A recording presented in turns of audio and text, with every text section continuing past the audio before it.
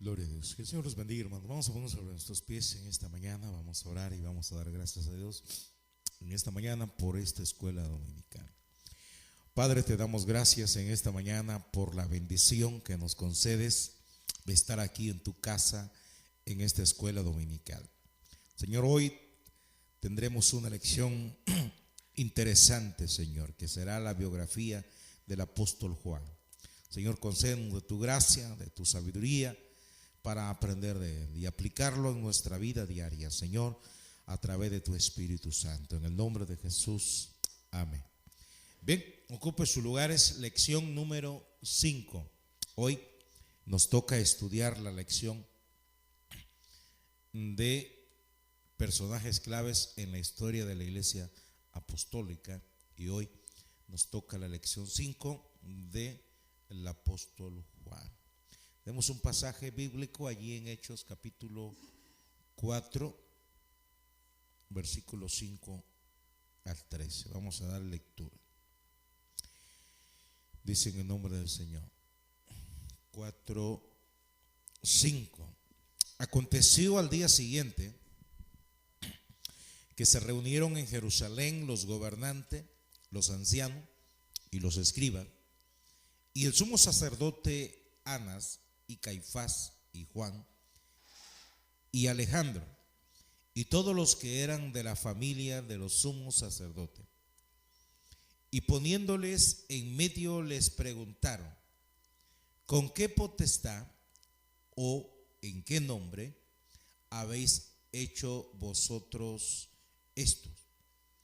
Entonces Pedro, lleno del Espíritu Santo, se les dijo: gobernantes del pueblo y ancianos de Israel, puesto que hoy se nos interroga acerca del beneficio hecho a un hombre enfermo, de qué manera éste haya sido sanado, sea notorio a todos vosotros y a todo el pueblo de Israel que en el nombre de Jesucristo de Nazaret, a quien vosotros crucificáis y a quien Dios resucitó de los muertos, por él, este hombre está en vuestra presencia sano.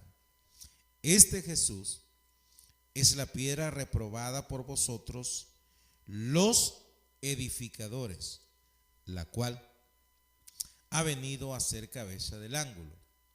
Y en ningún otro hay salvación, porque no hay otro nombre bajo el cielo dado a los hombres en que podamos ser salvos. Entonces, viendo el de nuevo de Pedro y de Juan, sabiendo que eran hombres sin letras y del vulgo, se maravillaban y les reconocían que habían estado con Jesús. Y viendo al hombre que había sido sanado, que estaba en pie con ellos, no podían decir nada en contra. Entonces les ordenaron que salieran del concilio y conferenciaban entre sí. Bien, aquí encontramos la primera aparición en el libro de los Hechos, en este milagro, a Juan y Pedro. Bueno, cuando iban al templo, hay un cojo ahí de nacimiento y le dice: Pedro, no tengo oro ni tengo plata, pero en el nombre de Jesucristo, de lo que tengo te doy. Bien, entonces vamos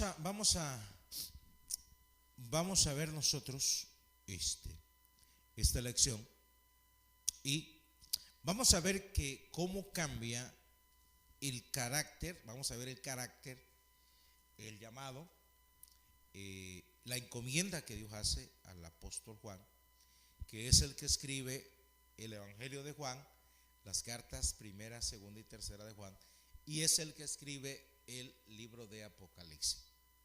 Ahora, ¿qué podemos nosotros aprender de él? Vamos a ver nosotros su llamado. Vamos a ver que igual que Pedro, era pescador, y en el momento que Jesús lo llama, entiende quién lo llama y sabe que lo que Jesús le va a mandar a hacer es más importante que la pesca. Vamos a ver entonces, para conocer poco de la biografía, vamos a ver algunos datos biográficos allí acerca de su familia. Vamos a ver en Juan capítulo 19, versículo 25. Juan 19, 25.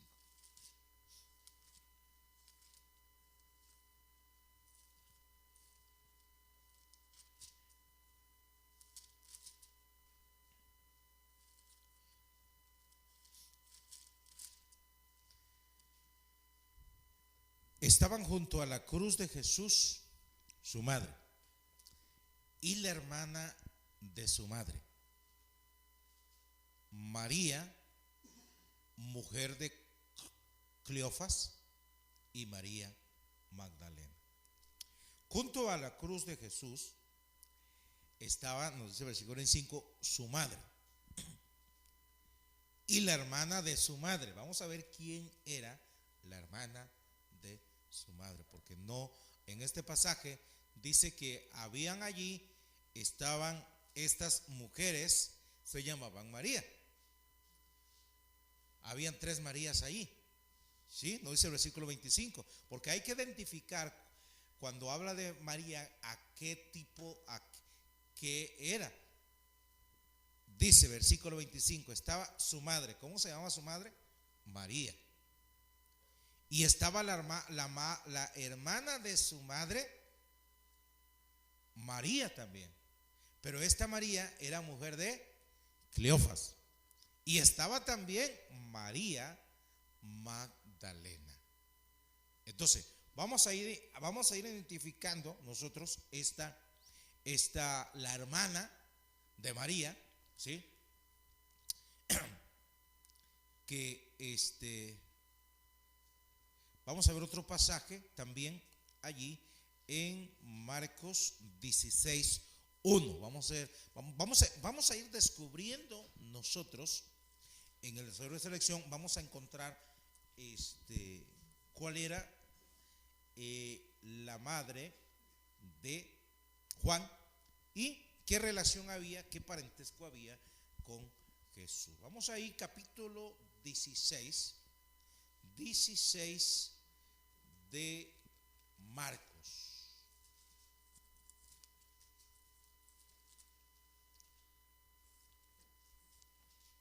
De Marcos. Vamos a encontrar también algo relacionado a la familia.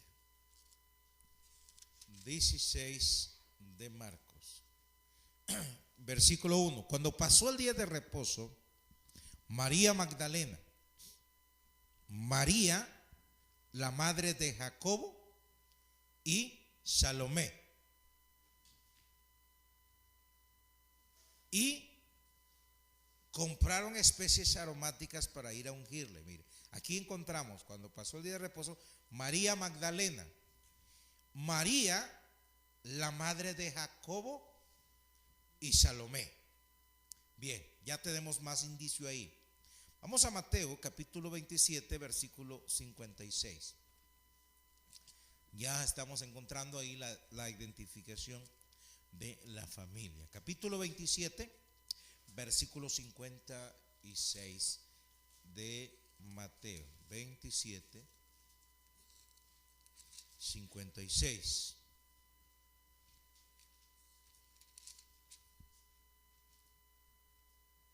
Cuando llegó la noche, ese es 57, 56, entre las cuales estaban María Magdalena, María, la madre de Jacobo y de José, y la madre de los hijos de Zebedeo. ¿Sí? Entonces, vamos a ver, aquí dice, y la madre de los hijos de Zebedeo.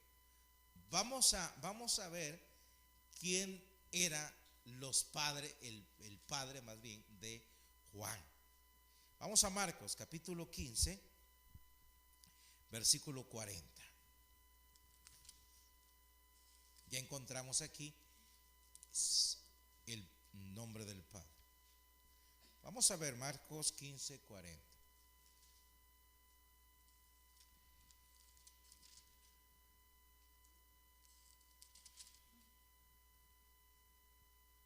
También había algunas mujeres mirando de lejos, entre las cuales estaba María Magdalena, María, la madre de Jacobo. Ahora, ¿cómo se llamaba la madre de Juan? María. ¿Por qué? Porque Juan y Jacobo eran hermanos. Y los dos eran discípulos del Señor.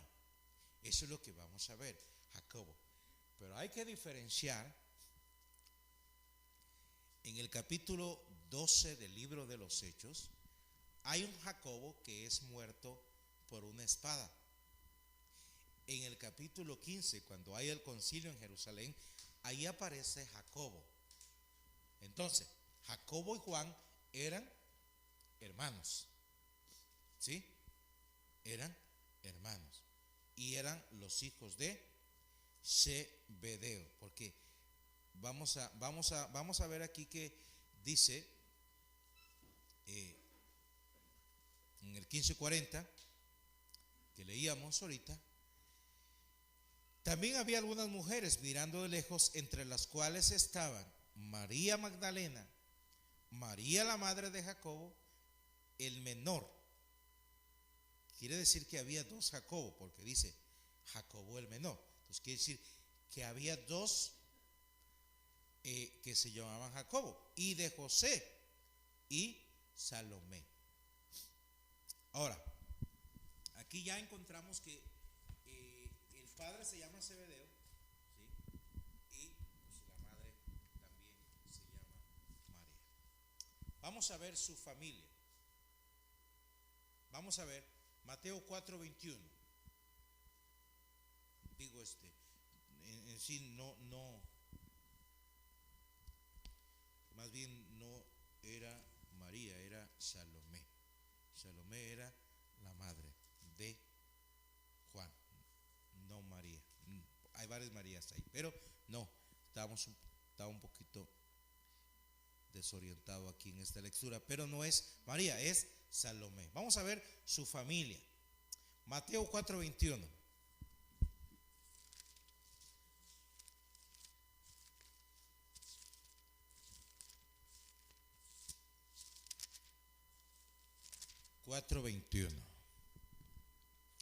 Pasando de allí vio a otros dos hermanos, Jacobo, hijo de Zebedeo, y Juan, su hermano. Entonces, Jacobo y Juan eran hermanos. Y lo identifica que su padre se llamaba Zebedeo. Su oficio, igual que Pedro, era pescador. ¿Sí? En el tiempo de Jesús, el ser pescador era un buen empleo, porque se ganaba un poquito más que lo que era un comerciante normal.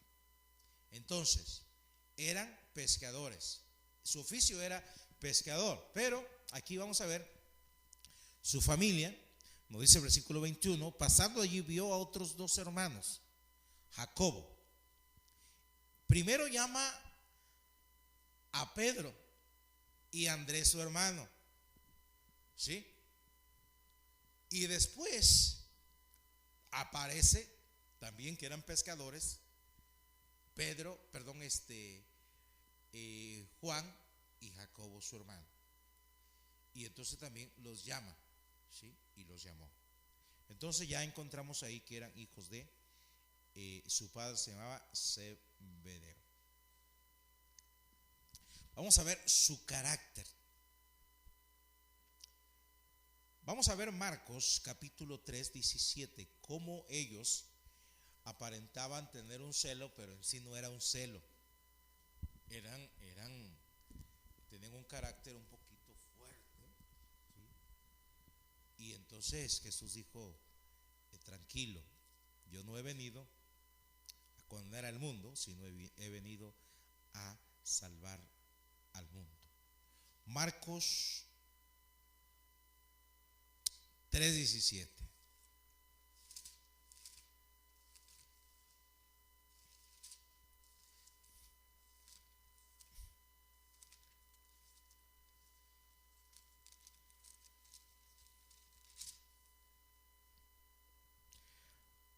A Jacobo, hijo de Zebedeo, y a Juan, hermano de Jacobo, a quienes apellidó Boanerges, esto es, hijos del trueno. Si vemos que Jesús le ponía, no le ponía, le ponía un sobrenombre dependiendo su carácter o de lo que hacía. A Pedro, en el versículo dice, a Simón, a quien puso por sobrenombre Pedro. Pedro se llamaba Simón. Por eso hoy hay muchos, cuando usted le pregunta a alguien, ¿qué le dice? Simón, ¿verdad? Sí. Pero Jesús dijo, no, Simón no me gusta, así que vamos a ponerle Pedro. Por su carácter, por su forma. A estos dos les cambió el nombre y los apellidó Boaner, ¿qué quiere decir? ¿Qué quiere decir? Hijos del trueno. Pero vamos a ver por qué Jesús le puso hijos del trueno. No era que eran como un relámpago, sino que vamos a ver la razón por qué ellos se ganaron este apelativo o este apellido, como dice aquí la Biblia. Vamos a ver Mateo 4:22.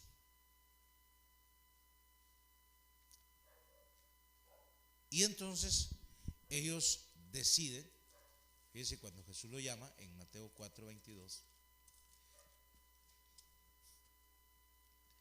y ellos dejando al instante la barca y a su padre le siguieron.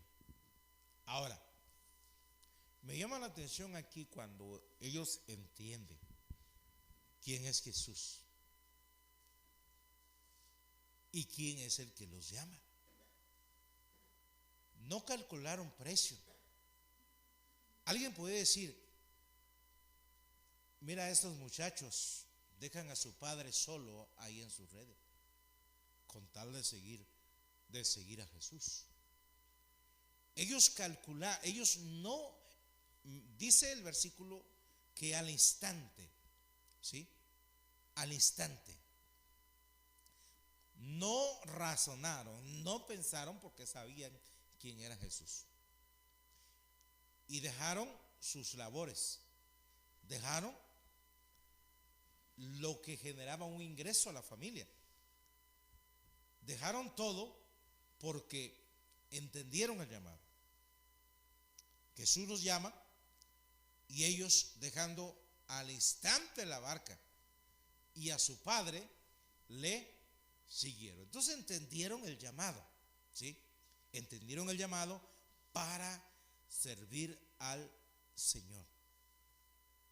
Y cuando Jesús le dice, sígueme, entonces pues le sigue. Vamos a ver en Mateo 10:2 que este discípulo amado formaba parte del grupo selecto que Jesús tenía. Ahí en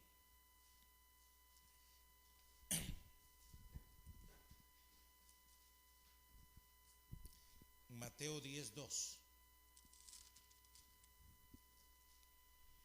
Los nombres de los 12 apóstoles son estos: primero, Simón, llamado Pedro, y Andrés su hermano, Jacobo, hijo de Zebedeo, y Juan su hermano. Vamos ahí en Mateo 4:21 y 22.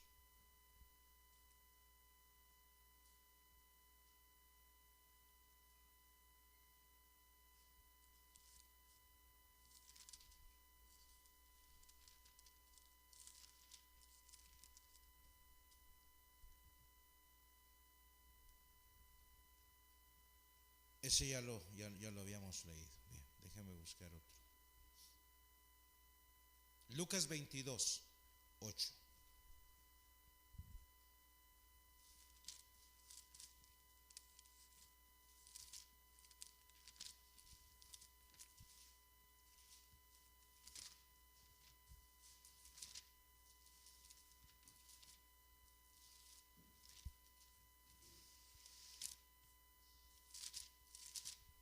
Lucas 22, 8.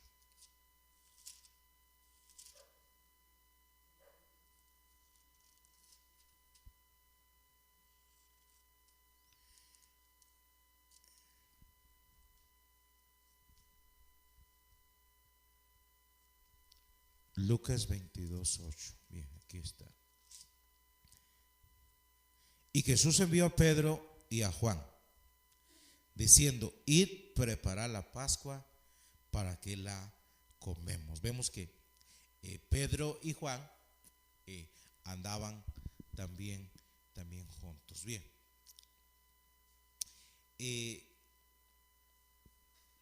una de las cosas que nosotros encontramos aquí, cuando Jesús iba a entrar a una ciudad y estos no lo recibieron, Juan y Jacobo dijeron: Señor, que descienda fuego del cielo y los consuma. Y entonces Jesús le dijo: no, el Hijo del Hombre no vino a perder las almas, sino vino a buscar y a salvar lo que se había perdido. Entonces ahí se ganan el apellido hijos de el trueno. Pero vamos a ver un pasaje que es muy importante, porque esto es parte de la lección, al final del Evangelio según San Juan.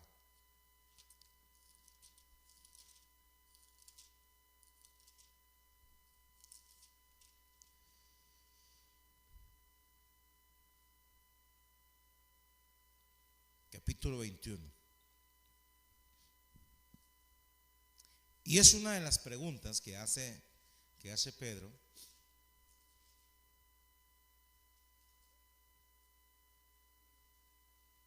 En el versículo 19 dijo: esto dijo dando a entender con qué muerte había de glorificar a Dios. Y dicho esto, añadió: sígueme. Volviéndose Pedro, vio que le seguía el discípulo a quien amaba Jesús.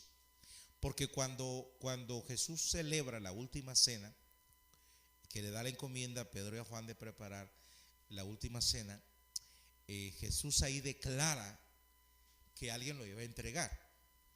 Y el apóstol Juan se le recarga en el pecho, y por eso se dice en este versículo que el discípulo a quien amaba Jesús, que era el discípulo Juan, a quien amaba Jesús, el mismo que en la cena se había recostado al lado de él y le había dicho: Señor, ¿quién es el que te ha de entregar? Cuando Pedro le vio, este discípulo es Juan, le dijo a Jesús: Señor, ¿y qué de este? A Pedro se le da la encomienda y se ha restaurado en los versículos del 15 al 18, pero aparece ahí alguien, un personaje que se llama Juan, y Pedro queda inquietado y le dice: Señor, ¿qué de este? Y Jesús le dijo: sí quiero que él quede hasta que yo venga, que a ti sígueme tú. Este dicho se extendió entonces entre los hermanos, que aquel discípulo no moriría. Pero Jesús no le dijo que no moriría. Mire la interpretación, cómo ocurre aquí y cómo se han hecho las doctrinas y se han hecho las religiones una mala interpretación. Porque aquí se corre un dicho que Jesús no había dado ese tipo de interpretación. ¿Sí? ¿Qué fue lo que dijo el Señor? Bien, sí quiero que él quede hasta que yo venga. Pero Jesús solamente dijo eso. Este dicho se extendió entre los hermanos, que aquel discípulo no moriría. Es la forma como se interpretó lo que Jesús dijo. Pero Jesús no le dijo que no moriría, sino que sí quiero que Él quede hasta que yo venga que a ti. Entonces, fíjese, una frase ha hecho un sinfín de doctrinas, ha hecho un sinfín de religiones, una mala interpretación. Y aquí Jesús no le estaba diciendo que no moriría. Si quiero que Él quede hasta que yo venga. Ahora, lo que Jesús le quería dar a entender aquí, que moriría, pero después que moriría el apóstol Pedro. ¿Por qué? Porque el apóstol Juan escribe el libro de Revelación o el libro de Apocalipsis, y esa sería la conclusión de la revelación dada por Jesús. No moriría sin antes escribir los acontecimientos finales, que sería el libro de Apocalipsis. Entonces, ahí entendemos que Jesús no estaba diciendo que no moriría, sino que quedaría hasta que se le fuera revelada las cosas que necesitaba ser revelada. Entonces, una de las cartas que escribe el apóstol Juan es nosotros la vamos a encontrar, se le llama el apóstol del amor. Pero este apóstol del amor un día quería que una ciudad fuera consumida por fuego. Entonces empezó a aprender el proceso. Dios trabajó con su carácter, Dios trabajó con su vida, y al final encontramos sus cartas, que cuando leemos las cartas cuando leemos las cartas que escribe el apóstol Juan, nunca hubiésemos pensado que es el mismo que dice: Señor, que descienda fuego del cielo y consuma esta ciudad. Un corazón transformado, corazón cambiado por medio de la palabra de Dios. Encontramos también que en una ocasión su madre presenta a Jesús una petición y le dice: Señor, en tu reino quiero que mi hijo se siente a tu derecha y el otro a tu izquierda. Una madre interesada buscando un lugar para sus hijos, pero Jesús le dice: está bien, pero no es correcto. Ahora, vemos aquí una madre buscando un lugar especial en el ministerio de Jesús, pero Jesús le da una respuesta que era la correcta. Entonces, nosotros aprendimos en esta mañana la vida del apóstol Juan. ¿Cómo muere el apóstol Juan? Hay mucha historia cuando escribe el libro de Apocalipsis. ¿Ya? El apóstol Juan es desterrado a una isla llamada Pasmo. Allí él recibe ahí la revelación. Vamos al libro de Apocalipsis, ya a punto de terminar, para concluir en esta mañana esta escuela dominical, para ver dónde se encontraba el apóstol Juan cuando escribe el libro de Apocalipsis.